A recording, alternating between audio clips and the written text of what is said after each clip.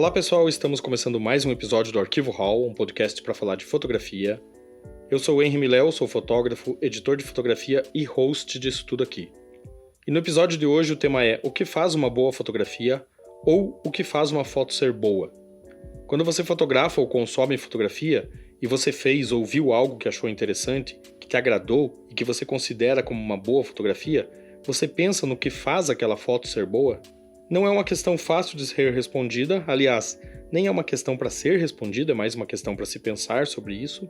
E justamente para pensar sobre isso eu trouxe aqui para conversar comigo nesse episódio o Armando Vernalha Júnior, e ele vai se apresentar aqui assim que o episódio efetivamente começar, mas já adianto que se alguma vez você fez uma busca aí por assuntos relacionados à fotografia, o que eu acredito que você já fez, muito provavelmente você já topou com algum conteúdo produzido por ele. Aliás, já aviso de antemão que os links para o Instagram, para o site e para o canal do YouTube do Vernalha estão na descrição desse episódio, ok? Então vamos lá, vamos pular para o tema, mas antes, aqueles recados.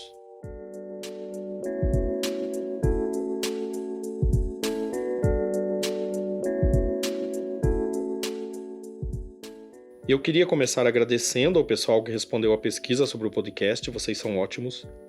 E se você ainda não respondeu, ainda dá tempo, o link está lá na bio do Instagram e também aqui na descrição do episódio. É uma pesquisa rápida, leva só um minutinho para responder, mas já ajuda bastante para eu saber qual o caminho que o podcast vai seguir. Então se você puder dispensar um tempo para contribuir, eu agradeço. E aproveita e segue o Instagram do Arquivo Hall, que é @arquivo_hall. É por lá que você pode enviar mensagens e indicações de temas para os episódios e também ficar sabendo do que vai rolar pela frente. E também queria avisar vocês que no site do Arquivo Hall você encontra não só as transcrições dos episódios, a partir da 3ª e da 4ª temporada, mas também textos sobre fotografia.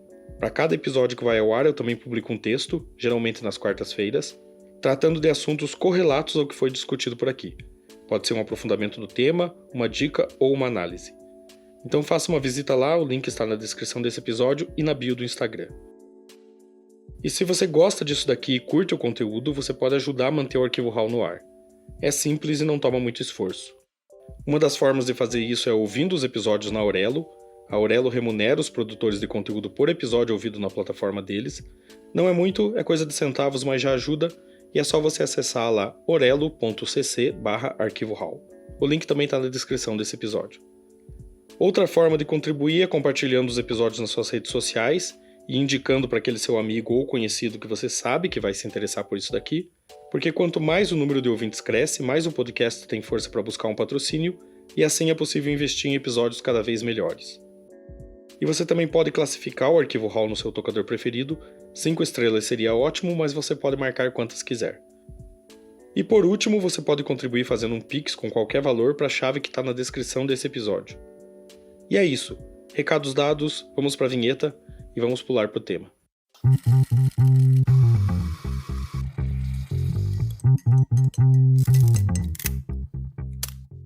Então vamos lá, pessoal. Eu tô aqui hoje conversando com um cara que eu queria conversar há muito tempo, que é um cara que ele fala de fotografia de várias vertentes, com muita pluralidade, desde equipamento até o porquê a fotografia existe, digamos assim, ou porquê que a gente deve fotografar. E, bem, é o Armando Vernalha Júnior, e eu vou pedir que, na verdade, ele se apresente. Eu sempre gosto de jogar essa desculpa de se apresente, porque eu acho que joga um pouco já no começo no fogo, assim, o convidado. Então, Vernalha, se apresente aí. Quem é você?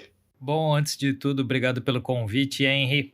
Como eu costumo começar os meus vídeos no YouTube, eu sou Armando Vernalha Júnior, fotógrafo, cinegrafista, professor, youtuber, músico, tomador de café, entre outros líquidos. Eu acho que esse conjunto de apresentação que eu uso no YouTube é um bom resumo do que eu sou. As coisas que eu faço, nem todas elas para ganhar dinheiro, mas basicamente fotógrafo, cinegrafista, youtuber e professor são minhas atividades de vida e profissionais já há muitos anos. Você tá há quanto tempo na fotografia, Vernalha? Só, já para começar assim, já esquentando um pouco o caldo. Cara, de fotografia profissional, uns 25 anos. 25, 26, pouco mais talvez. De fotografia, desde o início do meu interesse, uns 30 anos aproximadamente. E de YouTube já são 11 anos. De vídeo, né? Vídeo profissionalmente falando, gravação de vídeo para clientes, também uns 11 para 12 ou 13 anos. E professor é o que eu faço há mais tempo, cara, porque eu já era professor antes de ser fotógrafo, então também tem pelo menos aí uns 30 anos dando aula. Você era professor do quê antes de ser fotógrafo? Eu dava aula de informática. De informática? Dava aula de informática, DOS, Windows, operação básica aí de computadores. Cara, o primeiro computador que eu tive contato na vida foi um curso que eu fiz no colégio de freiras que eu estudava, de DOS com um MSX. E olha onde a gente chegou hoje, né? Pois é, como eu no colegial eu estudei processamento de dados, então naquela época eu comecei como meus primeiros trabalhos a dar aula de informática. Então quando eu tinha aí 15, 16 anos de idade, eu estava dando aula de informática, e isso foi antes de eu me tornar fotógrafo.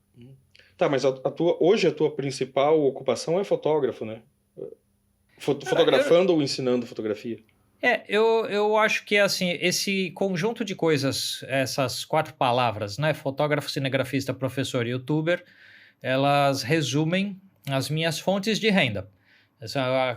Os meus trabalhos principais, eles entram nessas coisas. E eles se misturam muito, porque para gravar uma aula eu também estou sendo cinegrafista, porque eu gravo as minhas próprias aulas e estou falando de fotografia, e para atender cliente, eu atendo cliente com foto e com vídeo.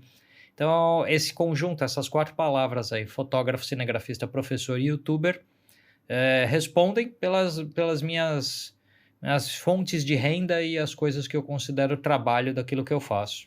E o tomador de café e outros líquidos é a diversão. Exatamente. Músico virou hobby e tomador de café e outros líquidos é aquela história, né? Para poder encarar tudo o que a gente chama de trabalho, às vezes a gente precisa do café e dos outros líquidos. Ok.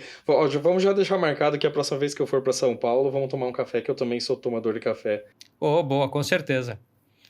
Conheço bons cafés aqui na área também. Então, quando estiver por aqui, avisa. Que ótimo. Mas vamos começar no tema assim, ó. Que eu queria propor para você, que tem um conhecimento aí que vai desde o pensamento fotográfico, né, de pensar a fotografia, passando pela composição, por todos os aspectos da criação de uma fotografia, e chegando até os equipamentos, que a gente, eu não digo assim respondesse, porque acho que seria muita ousadia ou muita pretensão da nossa parte, né, mas que a gente filosofasse sobre a questão o que faz uma boa fotografia, ou o que faz uma fotografia ser boa, né? Até porque filosofar sobre questões de fotografia é o esporte preferido desse podcast. Então eu queria te propor que a gente chegasse nisso, mas que a gente chegasse nesse ponto atravessando pela tua trajetória dentro da fotografia e chegando até uma coisa que eu acho muito importante, que as pessoas geralmente não dão tanto valor ou não prestam tanta atenção no valor que isso deveria ter, que é o transmitir conhecimento, né? Que mesmo através de um tutorial no YouTube ou de um canal comentando, de um vídeo no canal comentando alguma coisa, você está devolvendo para a fotografia algo que a fotografia te deu lá atrás.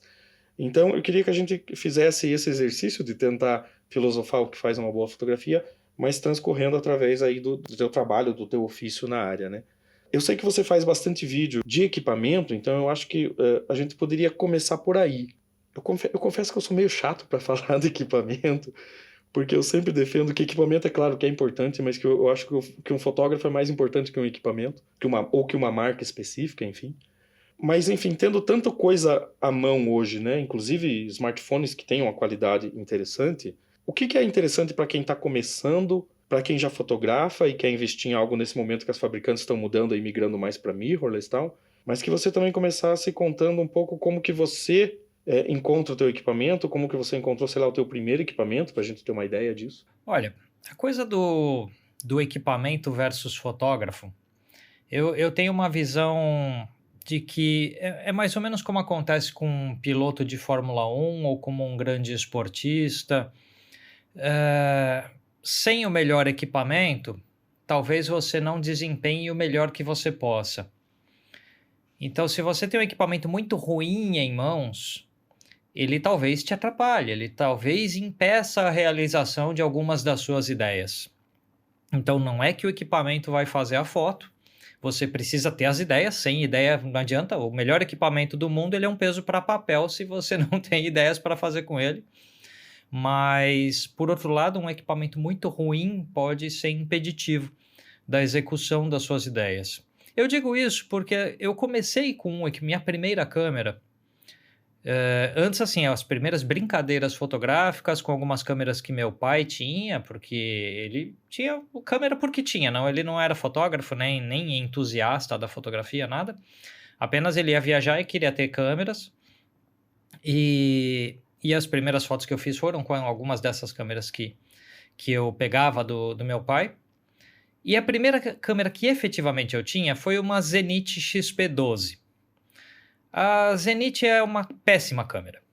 Não adianta, por nenhuma ótica que eu queira imaginar, achar algo de bom para falar dela, porque não tem.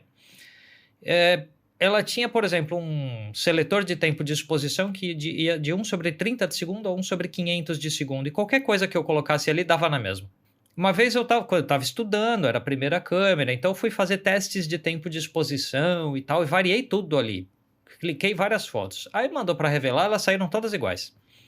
E aí eu perguntei no laboratório, eu falei, mas vocês fizeram alguma correção? Os caras, não, cara, tá tudo zerado aqui na máquina, a gente não corrigiu nada, o seu negativo tá exatamente igual de ponta a ponta. Eu falei, obrigado, porque eu alterei tudo aqui na câmera e ela não mudou nada.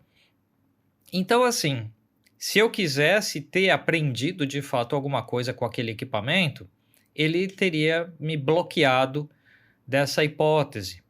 E foi isso que fez com que eu me livrasse da Zenith e comprasse uma Pentax K1000, que era uma câmera confiável em termos de você regula algo e ela te obedece. Então, o ponto que eu quero dizer é assim, não é que todo equipamento do mundo seja necessário para um fotógrafo nem nada. A gente pode fazer os nossos trabalhos com certeza com equipamentos até relativamente simples e básicos dos equipamentos de entrada que a maioria dos fabricantes tem hoje. Eles já são muito completos e capazes, mas a gente tem que tomar um cuidado para não achar com muita confiança naquela frase de que quem faz a foto é o fotógrafo, porque se a câmera for um calhambeque, não faz. Então, eu acho que esse é um ponto para as pessoas pensarem. Não coloca todas as suas fichas na câmera, não adianta gastar todo o seu dinheiro nisso. Muitas vezes é mais importante a lente do que a câmera, muitas vezes é mais importante a iluminação do que a câmera. Então, tem outros aspectos que as pessoas talvez tenham que ter mais preocupação e elas não têm tanto. Muita gente pergunta, que câmera eu compro? E talvez elas devessem se preocupar como eu ilumino tal coisa, ou como eu enquadro tal coisa, mais do que com qual câmera eu faço. Mas, apesar desse ponto, eu acho que o equipamento ele é bastante importante no nosso dia a dia. No caso do como eu cheguei no meu primeiro equipamento, essa Zenith foi acidental, é o que tinha numa loja que cabia no dinheiro que eu tinha. E foi um dinheiro totalmente jogado fora. Aí depois eu tive que ir lá pedir uma ajuda pro meu pai e falar, olha, não tá dando isso aqui, não tá dando não. Aí meu pai me deu uma força naquela época e eu comprei uma Pentax K1000. A partir daí eu tinha câmera. A primeira era um peso, não servia para nada. Mas da Pentax K1000 em diante, ok, aí temos câmeras, elas obedecem às vontades e a partir daí a coisa funcionou. Depois de um tempo de Pentax fui para Canon, onde eu estou até hoje, é o equipamento que eu uso na maior parte desse meu tempo. Tive momentos variados com outras marcas, com outros equipamentos, já meio que testei e usei de tudo. Acho mesmo que dá para a gente fazer o nosso trabalho com Canon, com Nikon, com Sony, com Fujifilm, com basicamente qualquer uma das grandes marcas a gente consegue fazer o trabalho. E aí, o ponto que talvez as pessoas tenham que pensar é a adequação, né? O que vai ser adequado à sua necessidade? De repente, muita gente, quando está no começo, não sabe ainda qual é a própria necessidade, mas essa é a chave principal, assim. O equipamento ele não precisa ser excepcional, ele precisa ser adequado. E ele sendo adequado, se você tiver boas ideias, aí você vai fazer boas fotos. A minha primeira câmera também foi uma Pentax K1000, com uma lente 50mm. Cara, eu gostava muito daquela Pentax. Gostava tanto que eu fiquei muito triste quando eu tive que vender ela para comprar outra, porque naquela época, eu não sei como é que era aí, aqui no Paraná eu morava numa cidade do interior, então o acesso era muito difícil às coisas, né? Por exemplo, ia comprar uma outra lente, você encontrava Nikon, por exemplo, mas você não encontrava tanto equipamento ou tanto periférico, tanta lente para Pentax. Então, eu acabei migrando para Nikon, onde eu estou até hoje. Trabalhei 2 décadas no jornal que a gente usava Canon. Gosto muito da marca, acho ela muito versátil. Não me importo tanto com máquina, com a marca da máquina, eu só me sinto mais confortável com a Nikon, acho que talvez por uma questão mais sentimental, porque eu peguei logo no começo uma FM2, que é uma tremenda de uma câmera. Tenho ela até hoje, inclusive funciona até hoje. Então eu acabei ficando nela assim, mas eu concordo contigo quando você fala da questão da lente, porque os meus alunos de fotografia também sempre vinham com essa, né? Ah, vou comprar essa câmera e daí vou comprar 2 lentes mais baratas. Tudo bem quando você está começando você montar um kit básico assim, né?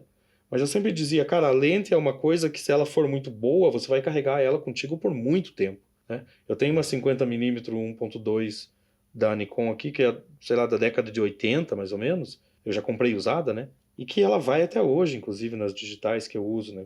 Que eu ainda tô na DSLR, ainda não peguei a mirrorless e tal. Mas assim, o que seria um... Difícil perguntar. Qual é o teu kit básico hoje pro teu trabalho? Olha, eu acho assim, se eu me imaginasse mais no começo hoje e mais, só que com a consciência que eu tenho daquilo que eu uso no maior volume de vezes, eu vou te falar que se a gente pegar os modelos de entrada de boa parte das marcas hoje, então na Nikon, das mirrorless, a gente tem ali a Z30, a Z50, esses modelos. Se a gente pegar a Canon, a gente tem R50, R10, que são modelos de entrada. Fujifilm, aí, X-T30, X-T32 e Sony A6000 e qualquer coisa, aí a linha 6000 da Sony. Todos esses modelos têm todos os recursos que precisam. E as lentes de kit, que são essas 1855, 1750, elas têm os comprimentos que a gente vai usar na maior parte do tempo. Então, muitas vezes eu digo para a pessoa, eu compro isso, compro aquilo. Eu falo, cara, compra um desses modelos, às vezes não mais barato que o fabricante tenha, sobe um degrau ou dois na linha do fabricante e pega com a lente do kit que ele vem. É a lente do kit que vai te ensinar quais são suas lentes favoritas. Porque da lente do kit, se você usa muito a ponta grande angular dela e sente falta de mais aberto, tá te ensinando que você precisa de uma grande angular mais ampla. Se você usa muito a ponta teleobjetiva da lente do kit e sente falta de mais, está te ensinando que você precisa de uma tele mais longa. Se você usa muito mais o miolo da lente, está te ensinando que você é aquele cara que vai usar uma 28, uma 35mm e assim por diante. Então, um tempinho com câmera e lente de kit vai ensinar muito para a pessoa sobre quem ela é na fotografia, o que ela mais gosta de fazer e o que ela mais sente falta. Então, hoje, eu tenho uma Canon EOS R7, que é uma câmera APS-C e não uma full frame, e estou em vias de ver a aquisição de uma full frame, que ainda estou decidindo se vai ser uma Canon ou uma Sony, porque eu tinha aqui uma full frame que ficava em parceria comigo através da Canon do Brasil, que a Canon fechou as parcerias e eu tive que devolver o equipamento deles. Então, era uma EOS R com lente 24-105, que é, de certa forma, lente de kit para uma full frame, é uma 24-105. E 90% do que eu fazia era com isso. A EOS R7 eu tenho com a lente de kit, que é uma 18-150mm.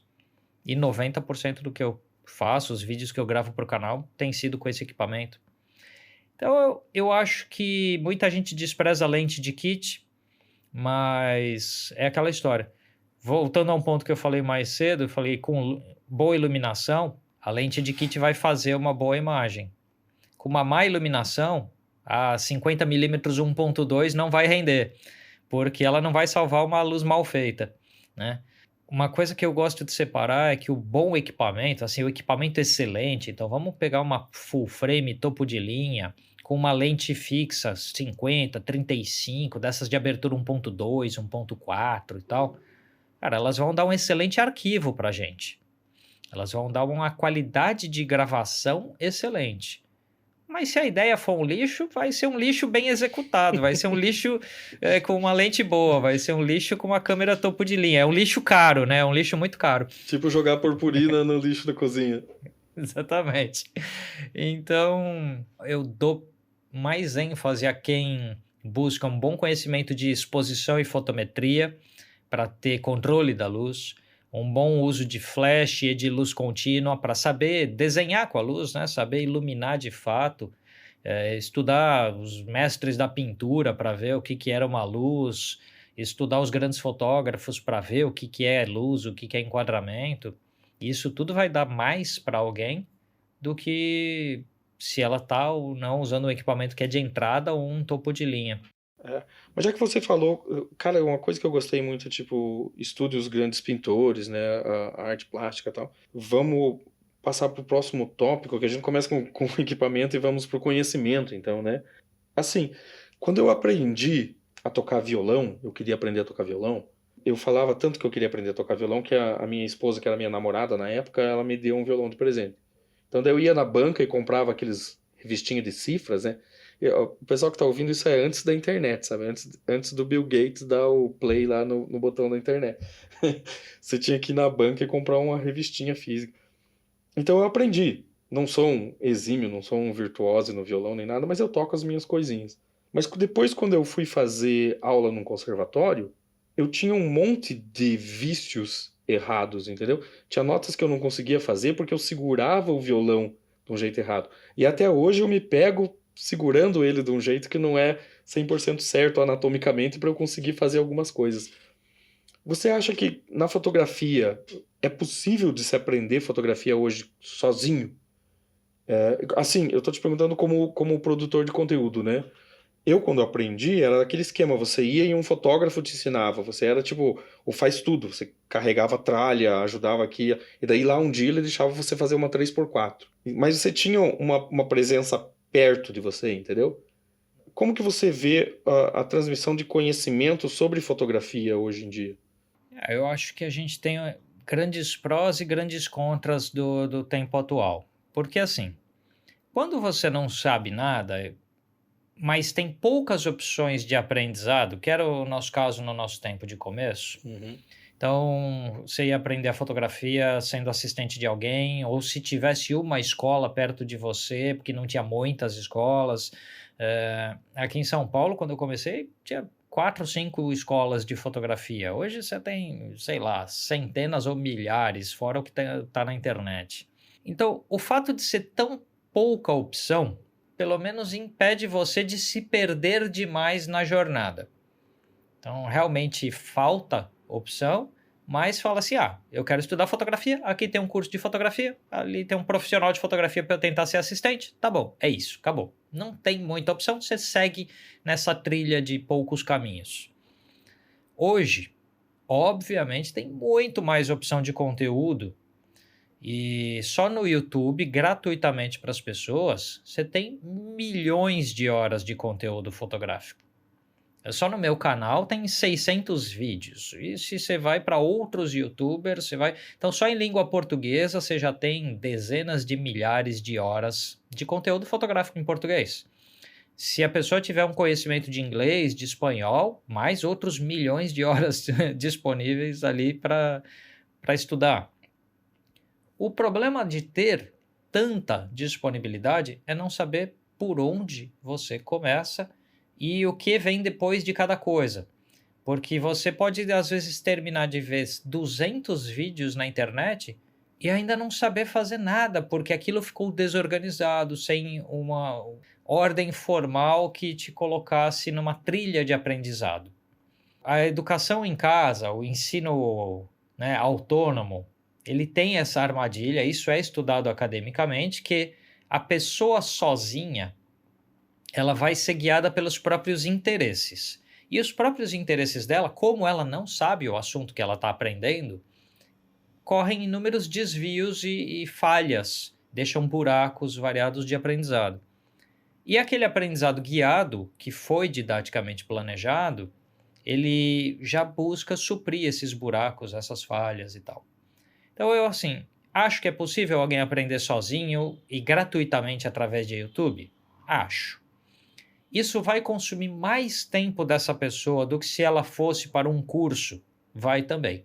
Então, o curso já foi organizado, e se for um curso que existe há um certo tempo, de profissional que dá aula há algum tempo do assunto, essa pessoa já foi recebendo as dúvidas dos alunos ao longo do tempo e filtrando o material, melhorando o material, tornando-se um professor didaticamente mais preparado, porque os alunos vão nos ensinando o buraco do nosso discurso enquanto a gente dá aula.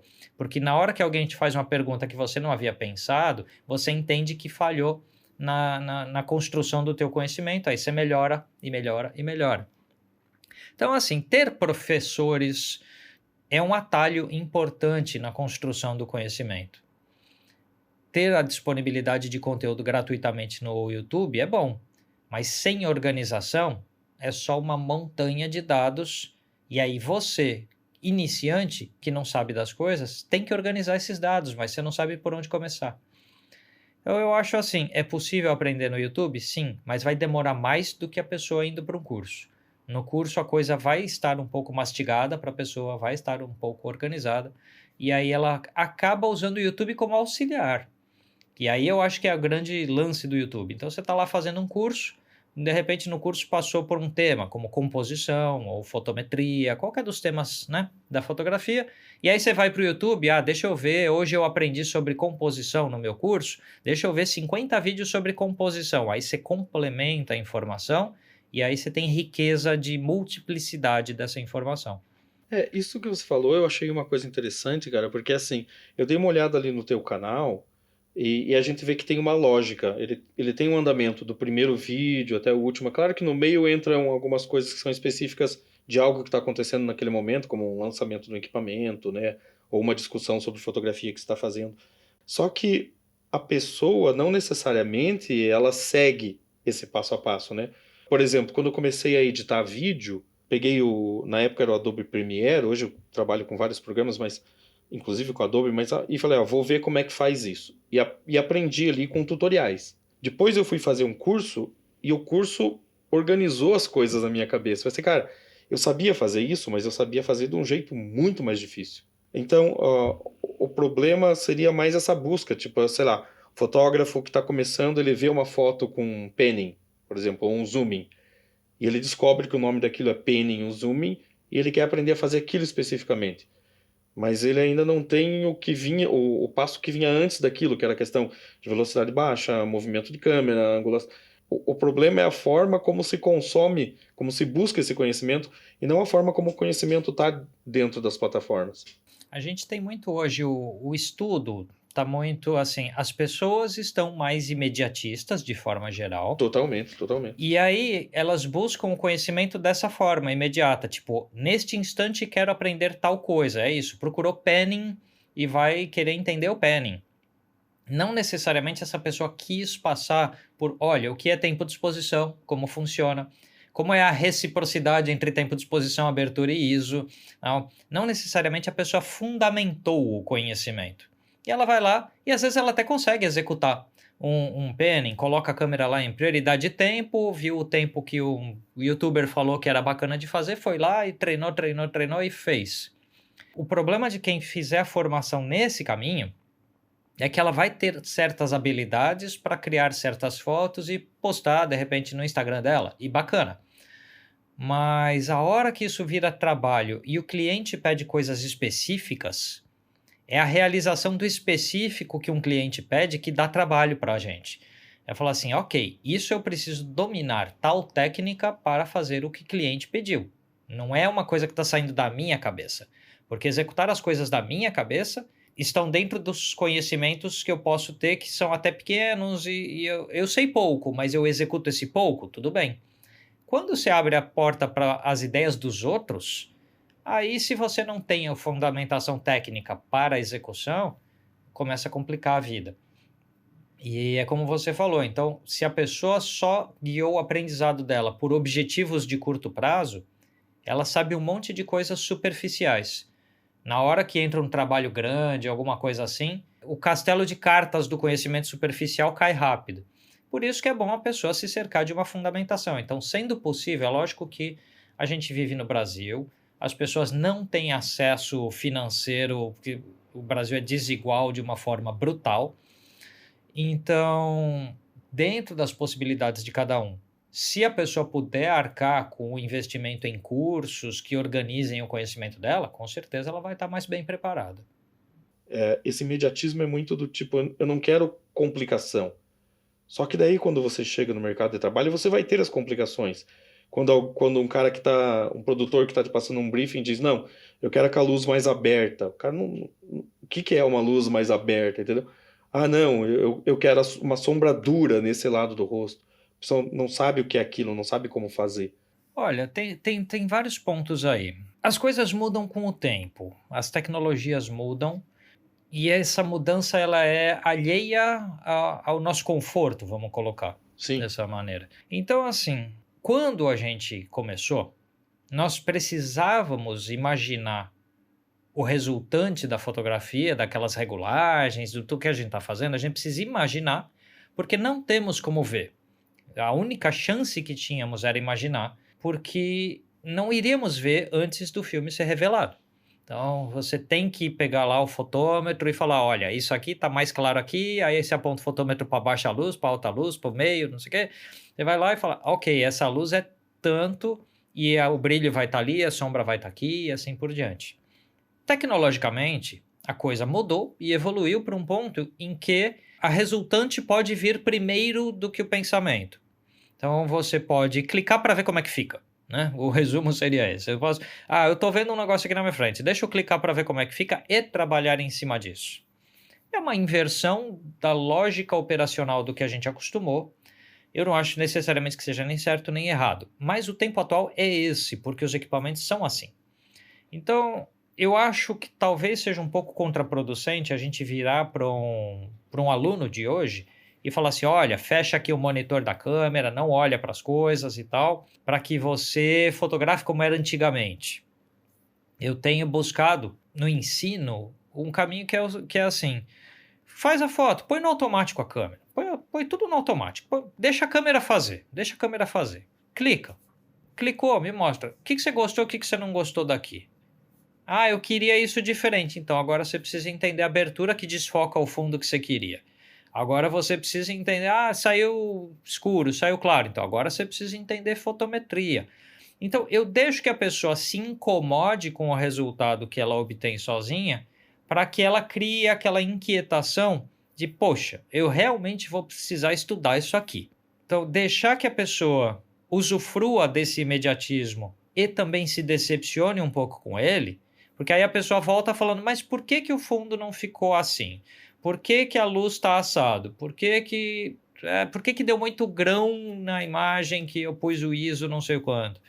Aí você fala: então, agora nós temos uma matéria-prima para trabalhar aqui nas suas dúvidas, ou seja, porque as suas dúvidas estão todas elas lastreadas nos fundamentos da fotografia, que talvez seja o caso de você aprender. achei genial mesmo. Porque, na verdade, a minha linha de raciocínio, eu partia de como eu aprendi, né? Primeiro você aprende a técnica fotográfica, depois você vê o resultado depois. Mas essa inversão é realmente um processo inteligente de ensinar. Realmente não tinha pensado nessa forma. Eu sempre tentava fazer a questão do, você precisa entender o que é a fotografia toda, inclusive tecnicamente, para depois ver o resultado. Eu não sou contra a tecnologia, eu sou a favor. Sim. Ainda fotografo com filme, mas por questão minha de gostar mesmo, né? Mas achei ótimo esse processo.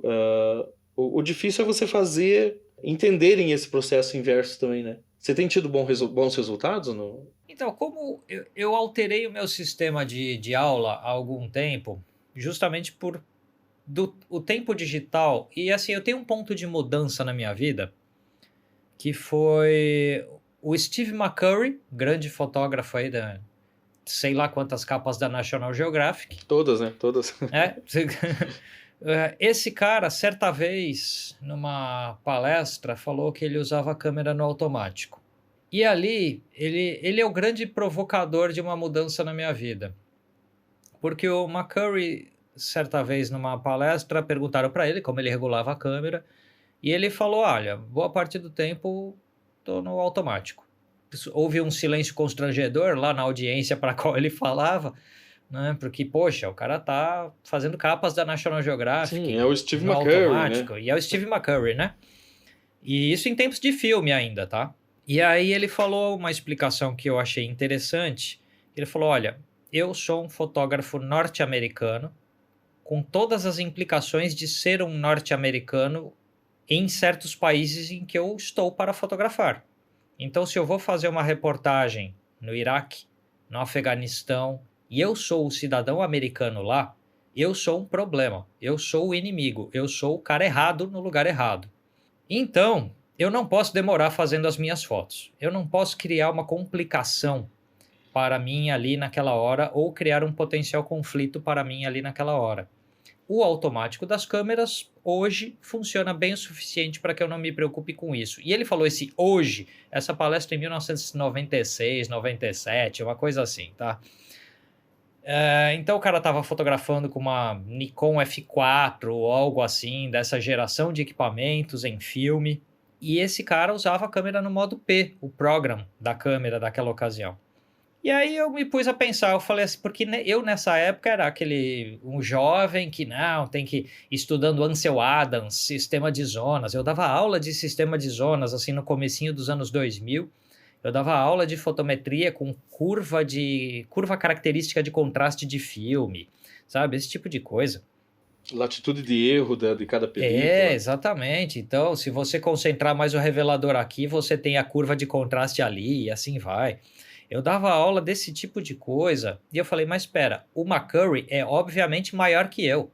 O McCurry é obviamente melhor que eu.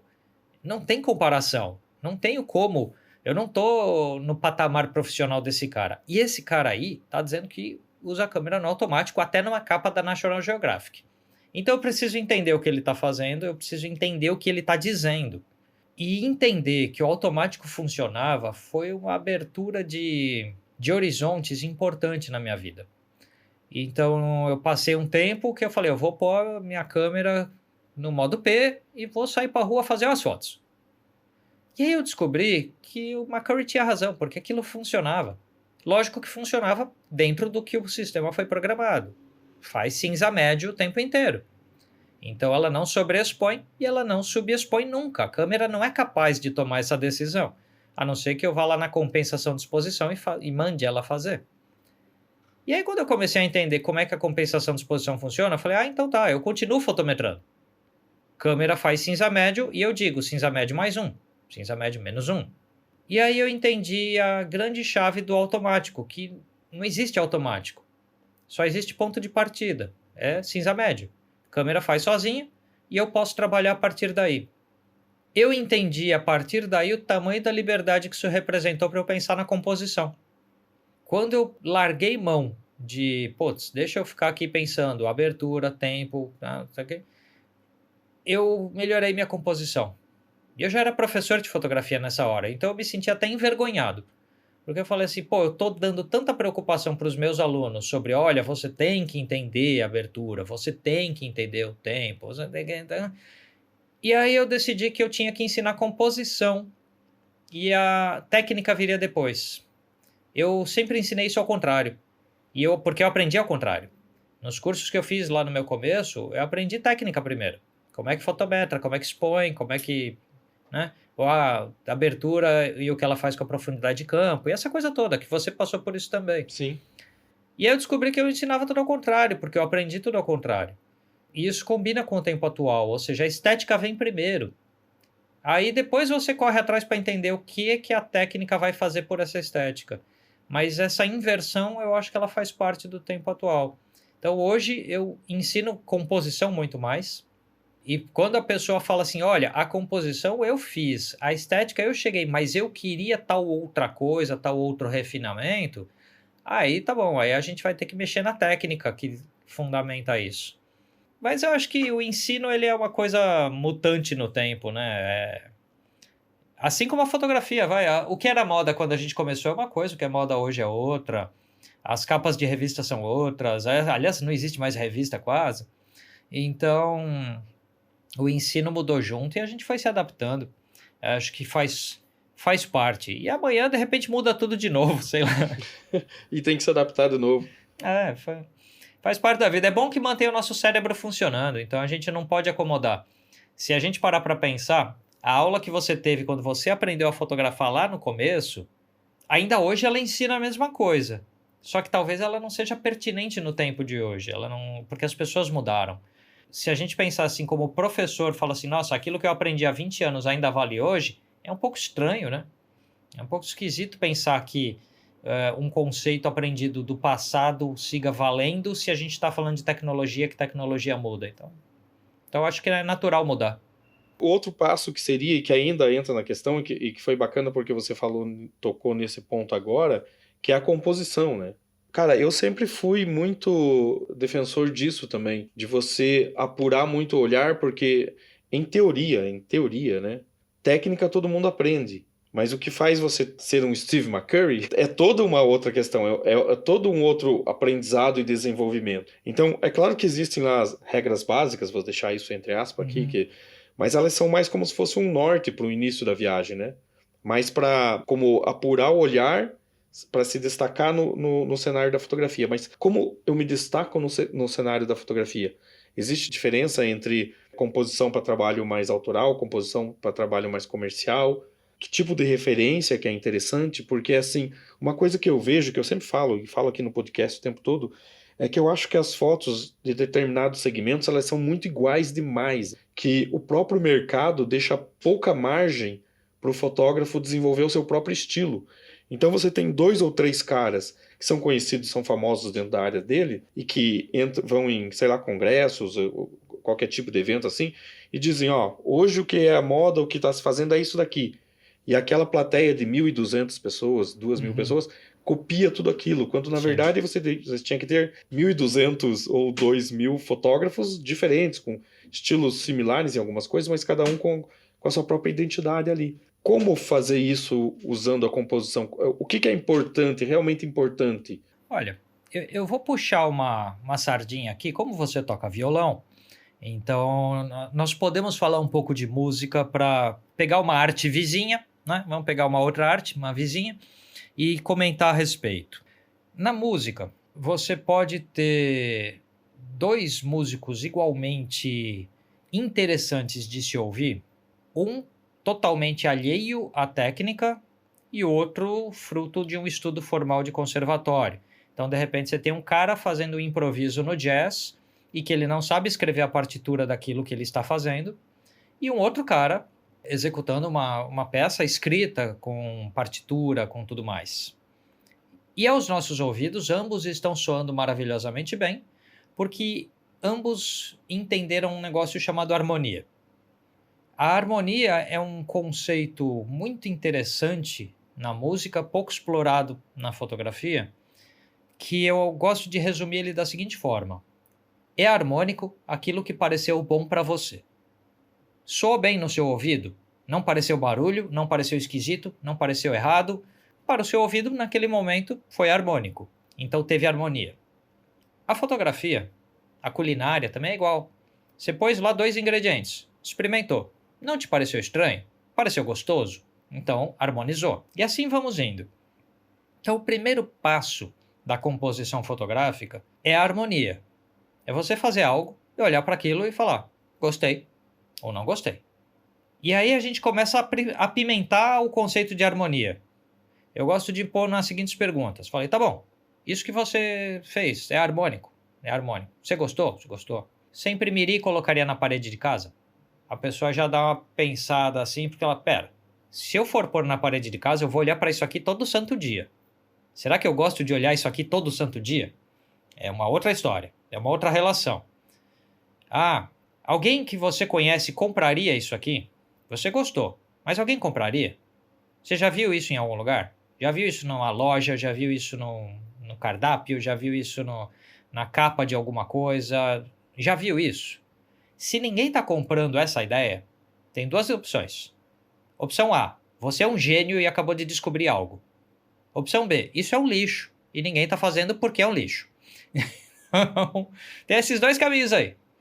Você pode apostar de que você é um gênio, mas as chances são que você vai se decepcionar um pouco. E desse conflito entre a harmonia que gostamos e a harmonia que o mundo gosta, a gente vai achando o que é o nosso caminho. Nosso caminho vai ser dado pelos conflitos que a gente vai aceitar ou não. Eu tenho muito medo quando as pessoas falam em estilo próprio, no seguinte sentido, e talvez seja um pouco polêmico esse trecho aqui, mas que é o seguinte. Pablo Picasso, vamos pegar um pintor. Pablo Picasso tinha um estilo. O estilo do Pablo Picasso era próprio? Mais ou menos, porque ele copiou aquilo de máscaras africanas, de outras fontes que ele tinha no repertório dele e que outras pessoas não tinham. Então ele pareceu inédito para algumas pessoas, mas ele estava ciente de que ele não era exatamente inédito, porque ele estava pegando referências que ele tinha, não saiu do nada a ideia dele. Mas foi lá Pablo Picasso e fez muito sucesso com a sua pintura. Pablo Picasso era rico antes de começar. Pablo Picasso já tinha os boletos pagos antes. Quando você tem os boletos pagos antes, você assume o risco do ineditismo diante da sociedade à vontade. Então você fala assim, olha, eu tenho meu estilo, eu viajei para tais países, absorvi tais influências e esta é minha pintura, esta é minha foto, esta é minha culinária, esta é minha música. Mas se você tem os boletos pagos e ninguém comprar, tudo bem. Você vai continuar feliz com a sua manifestação artística. Eu gosto de citar os pintores do impressionismo. Monet, Cézanne, Manet, Pissarro, todo Camille Claudel, enfim, toda a galera do impressionismo francês. Todos tinham boletos pagos, era tudo gente bem de vida. Ninguém ali precisava vender um quadro para se sustentar.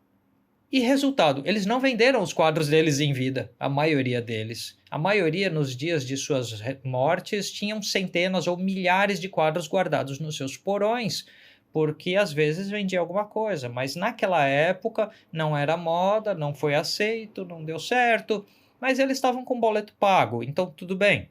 Depois das mortes dos artistas do impressionismo, todos eles viraram retumbantes sucessos, porque entrou na moda por alguma razão, viram valor por alguma razão, aí é outro assunto, né, de história da arte, mas agora vamos retroceder no passado um minuto. Estamos falando de um período moderno da arte onde as pessoas estão não necessariamente vendendo sua arte porque nem precisam.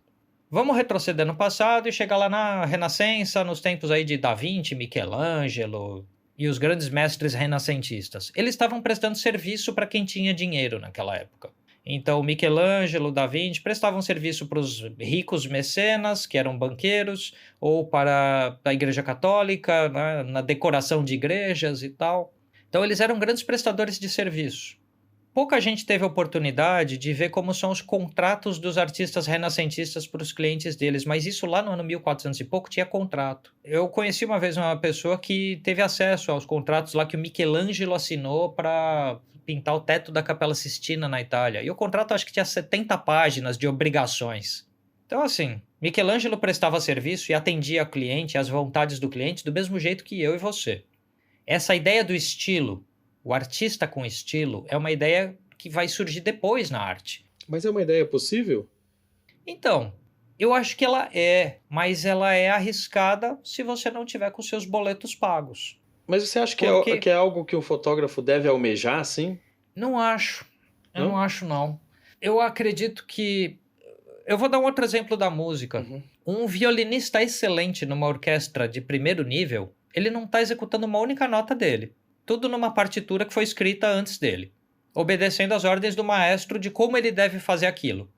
Se com um pouco mais de brio, se com um pouco menos de brio, se com um pouco... Sim. Então, assim, o músico erudito, ele é um seguidor de ordens pré-estabelecidas. Seja o que está na partitura, seja o que o maestro está dizendo para ele. Então, ele tem estilo? Não. Mas ele pode ser um profissional altamente bem-sucedido? Sim.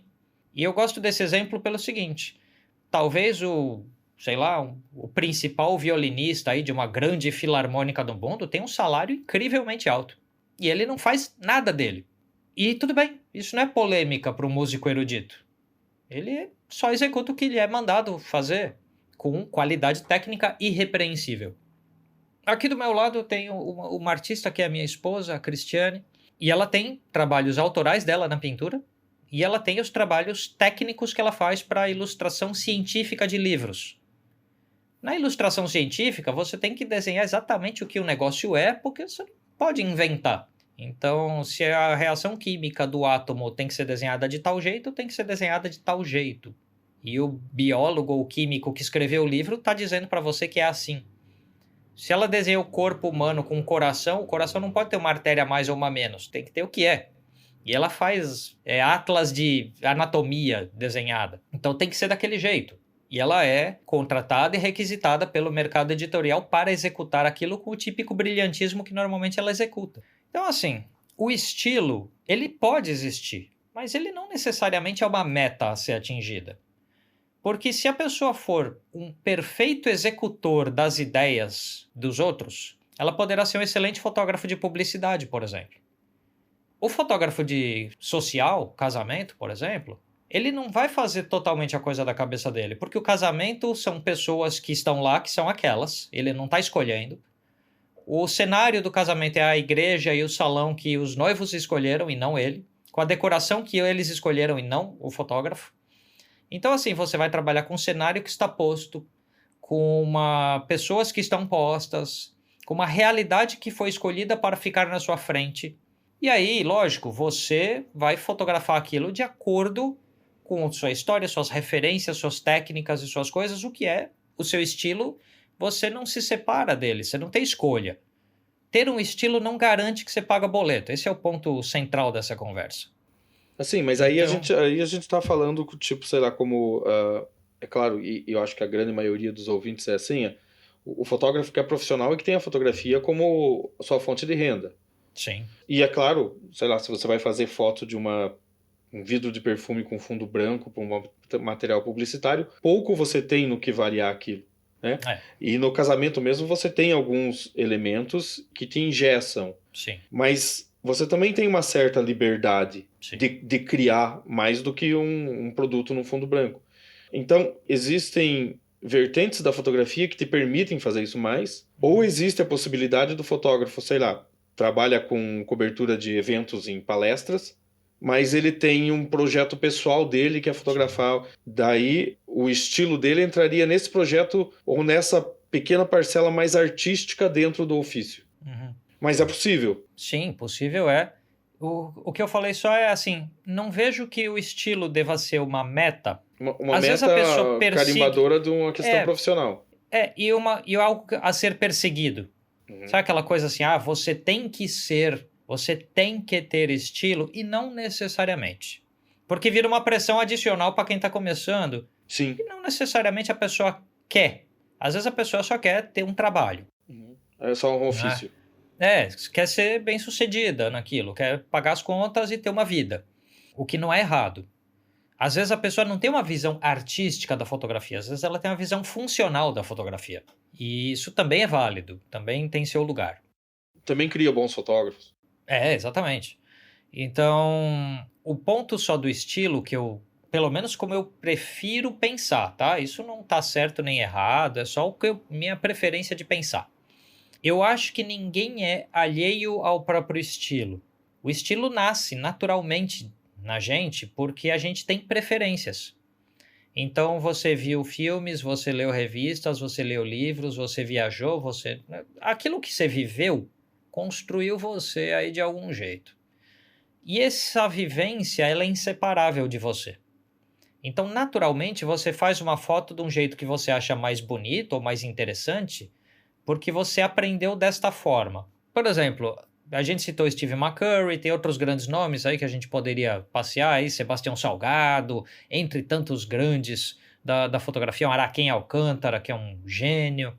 Aí, de repente, você fala assim, olha, se eu vi tudo que o Araquém Alcântara postou e gostei do que ele faz, e eu me ponho na fotografia documental de natureza, que é a área dele também, naturalmente a minha foto vai ter similaridades com a dele, porque eu consumi tanto o que ele faz, que ele acabou sendo uma influência para mim. Aquilo ficou impresso na sua. Exato. Então, o teu estilo, ele é a somatória das tuas coisas, das tuas preferências, dos teus gostos. Em um dado momento, talvez seja interessante o fotógrafo se pôr na reflexão de o que eu gosto, por que eu gosto e como isso moldou o meu trabalho. E aí você fala, teu estilo é esse. Você usa mais tal lente, você usa mais tal abertura, você enquadra de tal forma, você expõe de tal forma. E isso é teu estilo. E às vezes a gente nem percebe. Então, se pôr num raciocínio, depois de um tempo, de olhar para trás, ver tuas fotografias e analisá-las um pouco, como é que eu exponho, como é que eu enquadro, como é que eu foco ou desfoco, qual o ângulo de visão que eu mais uso, qual a altura de câmera que eu mais uso. Aí você vai olhar para o seu trabalho e falar assim, poxa, eu tenho estilo, tá aqui. E aí você vai tornando ele até proposital do momento dessa consciência em diante. No começo ele é inconsciente. Mas ele vai acontecer quer a gente queira, quer não. Como eu falei, o Pablo Picasso iria pintar de acordo com as influências que ele teve, porque ele teve essas influências. Então as influências vêm antes. O que eu gosto na fotografia vai impregnar a minha obra. E eu não tenho nem como evitar. E assim, essa preocupação com o estilo, às vezes eu penso que ela é exagerada.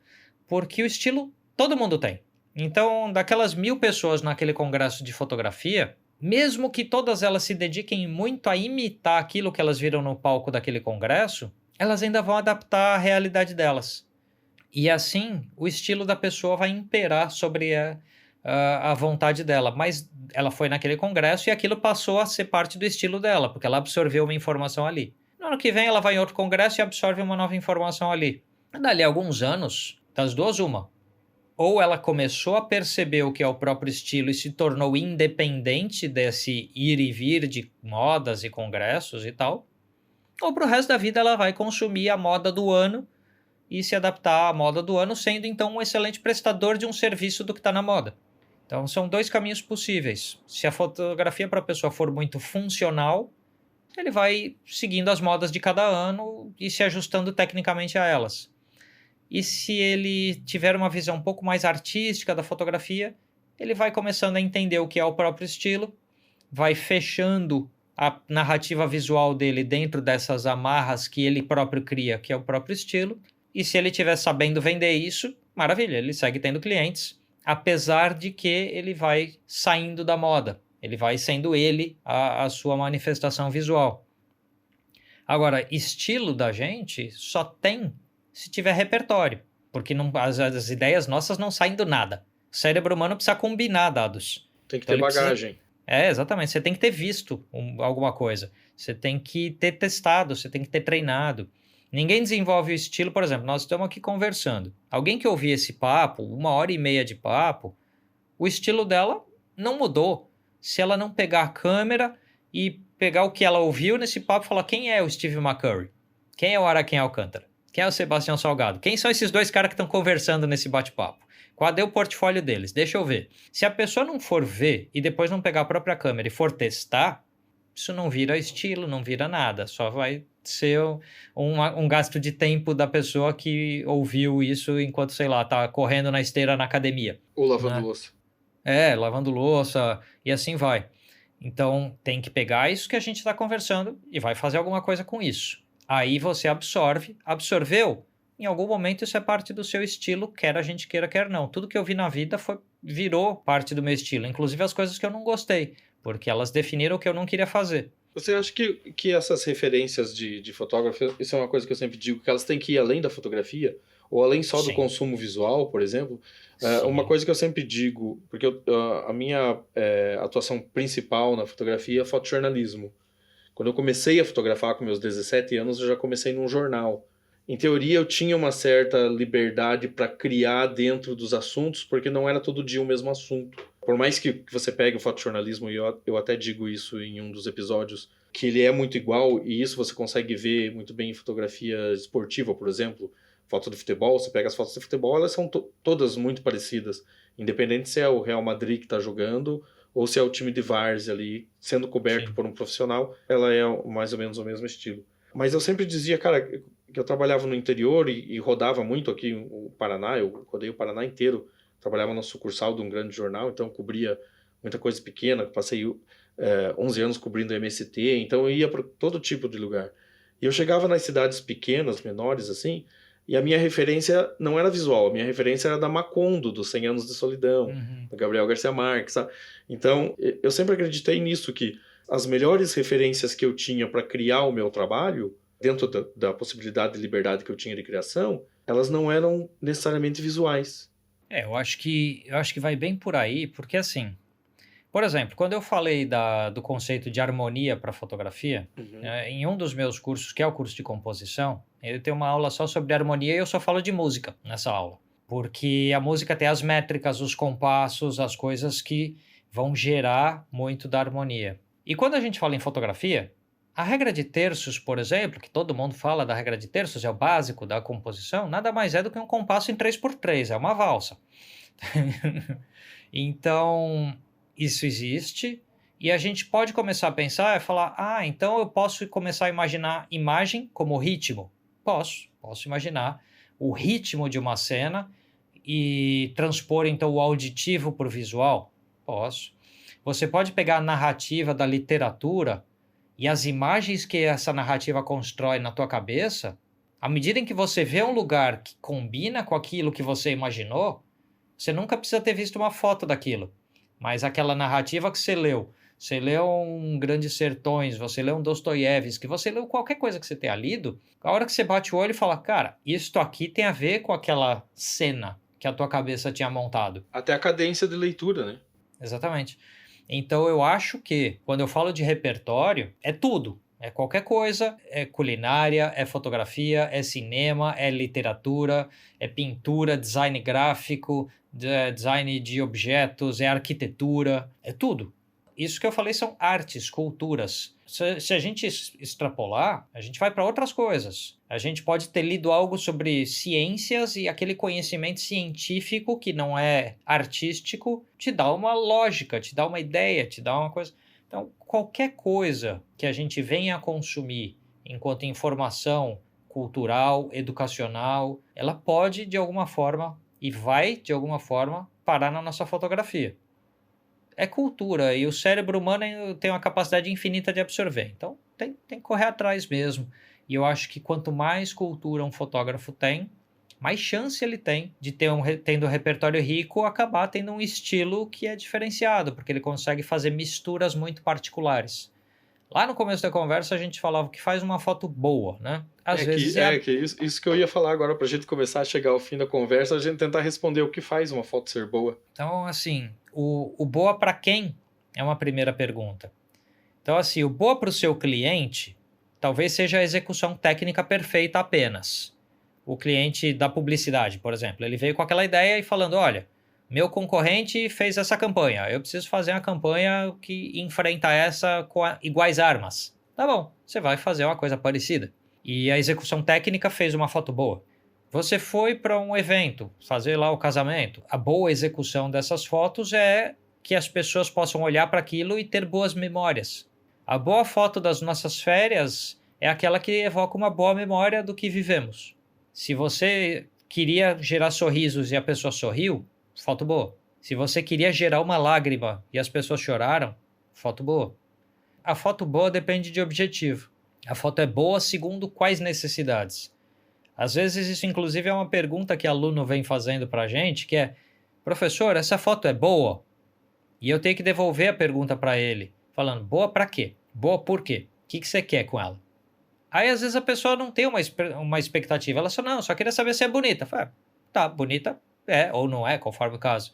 E com o tempo as pessoas vão mudando as expectativas. Quanto mais elas estudam fotografia, mais elas aprofundam a expectativa.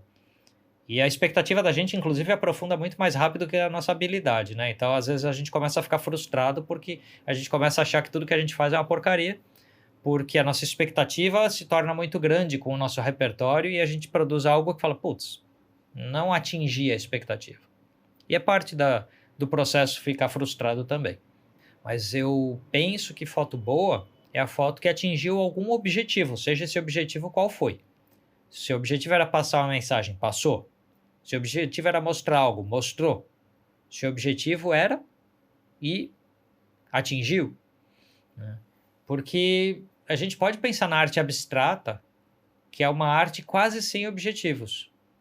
Ela tem por missão que alguém fique curioso e interprete como a própria cabeça interpretar. Isso pode ser o seu objetivo na foto, ou seja, não quero falar nada. Eu só quero que a pessoa coce a cabeça enquanto está olhando isso aqui. Quero ser um Pollock. E tudo bem. Porque existe aquela história da arte ser generosa o suficiente para te entregar todos os significados, então você está vendo algo e entendendo, ou a arte ser generosa o suficiente para te deixar pensar. Você não está entendendo nada, por isso você está pensando e ganhou essa liberdade. Então a arte ela é sempre generosa, seja indo para um caminho ou para outro. E aí a sua fotografia ela vai oferecer o que para as pessoas, né? Eu não acredito que fotos mudem o mundo. Eu acredito que elas fazem parte de um mundo que talvez mude com múltiplas forças. Mas a sua foto, ela é qual força dentro dessa conversa, né? Ah, você quer mudar o mundo? Então você vai fazer um documentário mostrando uma realidade brutal que você quer que ela deixe de ser brutal. Você quer que o mundo melhore. Então, vou fotografar a fome na região que eu moro, porque isso tem que acabar. Não necessariamente a sua foto vai acabar com a fome. Mas se é nessa direção que você está querendo empurrar, pelo menos você empurrou na direção certa. Mas a foto pode ser um dos vértices de uma mudança. Exatamente. Se mais gente estiver empurrando na mesma direção que você, então você se junta num movimento para uma mudança. Ou ela pode mudar o mundo de uma única pessoa, de repente, não o mundo, né? Eu gosto de contar a história do Nick Ut, fotógrafo vietnamita. Da Napalm Girl, né? Exatamente, que tem a famosa foto da menina queimada por napalm no bombardeio na Guerra do Vietnã. E que é a última foto de guerra dele, né? A carreira de fotógrafo de guerra do Nick Ut acaba naquele minuto ali. E o que pouca gente sabe é o que veio antes daquela foto. Porque assim, o Nick Ut tinha sido ferido, ele tinha tomado um tiro no joelho. E ele estava machucado ainda quando ele fez essa foto. Ele ainda estava se recuperando, com um fragmento de bala doendo na perna dele. E aí você pensa, pô, já é difícil trabalhar nessas condições. E ele estava trabalhando ainda. Mas o que pouca gente sabe é que o irmão dele morreu antes dele, naquela guerra. Ou antes daquela foto. O irmão dele morreu e ele era também fotógrafo. E o equipamento com o qual o Nick Ut vai fotografar era o equipamento que era do irmão dele. Então, assim, você está fotografando uma guerra no seu país, o seu irmão já morreu ali, você já tomou um tiro ali, por que você continua? Onde mais você quer chegar? E aquela vai ser a última foto de guerra dele. Ele acaba ali, ele não consegue mais progredir depois daquela foto. E ele vai ajudar aquela menina, junto com outro agente internacional ali, outro agente de imprensa que estava perto dele. E eles vão usar as credenciais de imprensa dele para obrigar que ela seja tratada no hospital de campanha do Exército. Do Exército Americano, né? Exatamente. E acabam facilitando também com documentação a imigração dela para os Estados Unidos. Hoje ela trabalha na Unesco salvando vidas em áreas de conflito. Então, assim, eles ajudaram a salvar uma vida e essa vida que eles salvaram salva vidas depois. Aí você fala assim, bom, não é que a foto mudou o mundo, mas o conjunto de coisas em volta dessa foto é tão gigantescamente forte que aí você fala, tem mudanças no mundo em volta disso tudo. Então eu gosto de mostrar essa história da foto do Nick Ut, porque às vezes a gente vê uma foto de uma das muitas guerras desse mundo. Porque se tem uma coisa que a gente não aprende é isso, né? A gente continua fazendo guerra. Mas aquela pessoa chegou no limite dele naquela hora, acabou a carreira dele, ele virou paparazzi depois nos Estados Unidos, fotografando celebridades. Porque ele cumpriu a missão total dele ali. Ele chegou no limite dele e cumpriu a missão dele. Mas o quanto de coisas existem em volta daquela foto. O como aquela foto ajuda a mudar uma opinião pública nos Estados Unidos que vai se tornando mais contra a guerra depois da publicação dessa e de algumas outras imagens. Então, assim, aquela foto sozinha não acabou com a guerra, não foi aquela foto sozinha que salvou aquela menina, mas ela faz parte de um contexto que envolve salvar aquela vida, que envolve acabar com aquela guerra e assim por diante. É o conjunto de forças que foram naquela direção. Sim, não é uma coisa sozinha, mas ela teve um peso grande naquele momento, né? Sim. Eu lembro que eu vi uma entrevista do Nick Ut uma vez, ele era fixer, ele era mais fixer do que fotógrafo, na verdade, né? Ele levava fotógrafos e pessoal de imprensa pra lá e pra cá, e ele começou a fotografar porque o irmão dele também fotografava, então, tipo, era um ofício a mais, uma grana extra que ele... Exato. Acompanhando repórteres que chegavam sem fotógrafo, né? Tipo, o Zé Milton Ribeiro, que era um fotógrafo brasileiro que pisou numa mina lá no Vietnã, quem ajudou ele foi o fotógrafo dele, que na verdade era um japonês, né? Porque ele foi... Só ele não foi com fotógrafo, né, pro lugar. Sim. Tem uma coisa curiosa em relação a essa foto, inclusive. Você já viu ela inteira, sem o corte? Porque ela tem um corte. Já. Nela inteira mostra, se você olha de frente no canto direito da imagem, um outro fotógrafo voltando, rebobinando o filme, né? Quer dizer, a cena estava acontecendo ali e o fotógrafo estava perdendo porque estava rebobinando o filme. Cara, se você pega uma foto dessas famosas, e acho que o Nick Ut, ele nunca conseguiu fazer nada muito mais relevante depois disso. Se bem que, putz, o que mais você podia fazer depois de fazer uma foto desse tamanho, né? Mas ele sempre teve uma carreira relativamente confortável na fotografia por conta dessa foto. Mas enfim, se a gente for falar dessa foto, para fechar aqui então, já que você disse que o que faz uma boa foto depende de quem está vendo a foto e do fotógrafo, do que o fotógrafo queria dizer, é uma pergunta bem pessoal. Que foto você gosta? Que foto você olhou uma vez e você disse assim, eu gosto dessa foto? E você pensou, essa é uma boa foto? Cara, são tantas que eu tenho uma certa dificuldade.